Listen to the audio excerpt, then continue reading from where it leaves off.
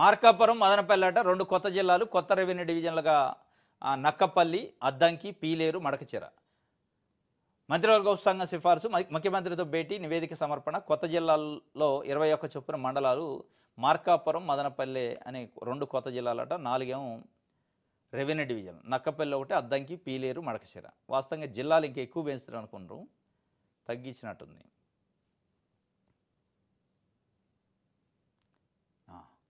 రైతన్న మీకోసం వారోత్సవాలు ప్రారంభం.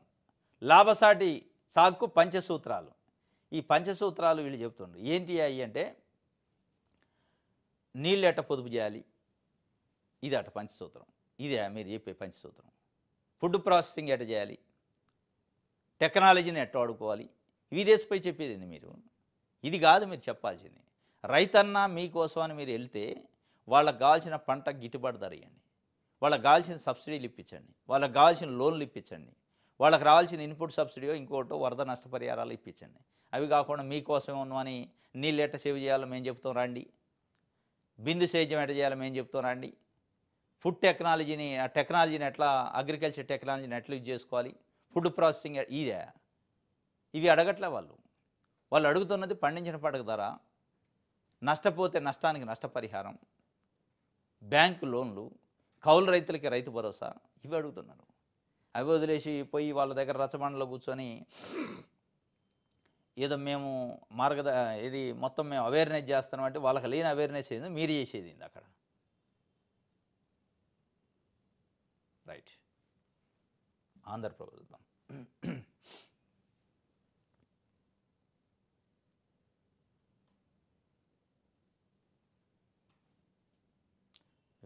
అన్నదాత అభివృద్ధికి పంచసూత్రాలట. ఒక సూత్రం నీటి భద్రత, ఇంకోటి ప్రకృతి సేద్యం, ఇంకోటి టెక్నాలజీ వినియోగం, ఫుడ్ ప్రాసెసింగ్, ప్రభుత్వ మద్దతుతో పంచసూత్రాల ప్రణాళికలు. నీటి భద్రత అట, ప్రకృతి సేద్యం అట, టెక్నాలజీ వినియోగం, ఫుడ్ ప్రాసెసింగ్, ప్రభుత్వం అండతోని వ్యవసాయం చేయటం అంట. ఈ అవునుందా అసలు, అర్థం ఉందా అర్థం ఉందా దీంట్లో? రైతన్న మీకోసం అని వాళ్ళ దగ్గరకు పోయి నీటిని ఎట్టా వాడుకోవాలో నేను చెప్తా అంటే వాళ్ళకి తెలియదా? ఇన్ని రోజుల నుంచి వ్యవసాయం చేయట్లేదా?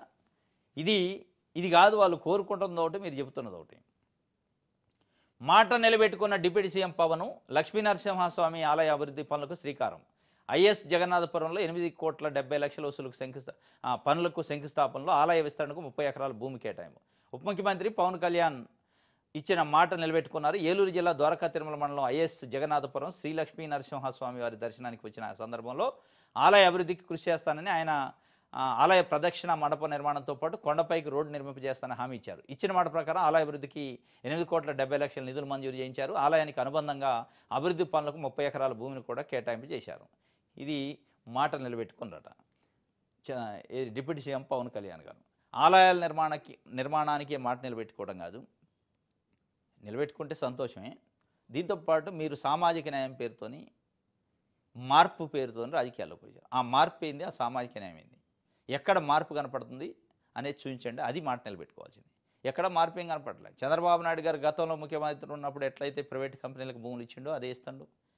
సాఫ్ట్వేర్ కంపెనీలు, ఐటీ నిపుణులు, పారిశ్రామికవేత్తలు, పెట్టుబడిదారులు వీళ్లతోనే అంటకాగుతుండు. సూటు బూట్లతో మీటింగ్లు అవుతున్నాయి. ఏ ప్రజలైతే రెక్కాడితే డొక్కాడిన ప్రజలు వాళ్ళు అక్కడే ఉన్నారు, వాళ్ళ గురించి మాట్లాడలే. వాళ్ళంతా పవన్ కళ్యాణ్ గారు ఏదో మార్పు తెస్తాడు, మార్పు కోసం రాజకీయాల్లోకి వచ్చిందని చెప్పి ఆ కూటమికి ఓటేశారు. అది నిలబెట్టుకోండి. వాళ్ళు ఆశించి మీ దగ్గర నుంచి ఏది ఆశించి, ఏ మార్పు ఆశించి అయితే మీరు ఏ మార్పు అయితే చెప్పారు, ఏ సామాజిక న్యాయం అయితే చెప్పారు, దానికి కట్టుబడి అది నిలబెట్టుకోండి. పేదల భూములను తీసిపోయి పెద్దోళ్ళకి ఇస్తున్నారు జీవో నెంబర్ల పేరుతోని 99 పైసలకి. దానిపైన మాట్లాడలే మీరు. అది మీరు నిలబెట్టుకోవాల్సింది.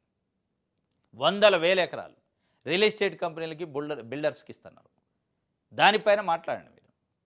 లూలు కంపెనీ పైన మాట్లాడారు, చూసాయి వదిలేశారు. మరి ఏమైంది లోపల తెలియదు. ఏమైనా సెటిల్మెంట్లు అయినాయా, సెట్ అయ్యారు మీరు, వాళ్ళు సెట్ చేశారా కానీ ఇక నోరు మీద పట్టలే. ఈరోజు Raheja company, Ursa company, Kapil chit funds, ANSR, ఇట్లా చాలా కంపెనీలు జీవోలతో సహా వచ్చినాయి. 99 శాలకు భూములు ఇచ్చారని. వాళ్ళనే బిల్డర్స్. ఎందుకు ఇచ్చారని మీరు నోరు మెదపాలి. అదే పేద ప్రజలకు ఇద్దామా అని అడగండి. అది మాట నిలబెట్టుకోవడం తప్ప ఈ గుళ్ళు కడితేనే మాట నిలబెట్టుకున్నాడు కాదు.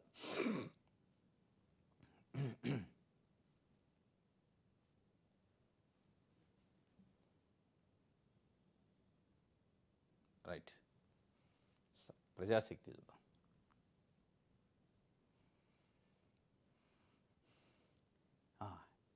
హెచ్ఆర్ పాలసీ అమలు రెగ్యులర్ చేయాలని సమగ్ర శిక్ష ఉద్యోగులు ధర్నా చేశారు నిన్న. సమ్మె సందర్భపు హామీలు అమలు చేయాలి, డిసెంబర్ 10న చలో విజయవాడ అని కాంతారావు. రెగ్యులరైజ్ చేయాలి, హెచ్ఆర్ పాలసీ అమలు చేయాలని సుప్రీంకోర్టు తీర్పు మేరకు సమాన పనికి సమాన వేతనం ఇవ్వాలని డిమాండ్ చేస్తూ సమగ్ర శిక్ష contract outsourcing employees federation JAC ఆధ్వర్యంలో రాష్ట్ర వ్యాప్తంగా కలెక్టరేట్ల వద్ద ఉద్యోగులు ధర్నా చేపట్టారు. గత 21 రోజుల సమ్మె సందర్భంగా ప్రభుత్వం ఇచ్చిన హామీలను అమలు చేయాలని కోరారు.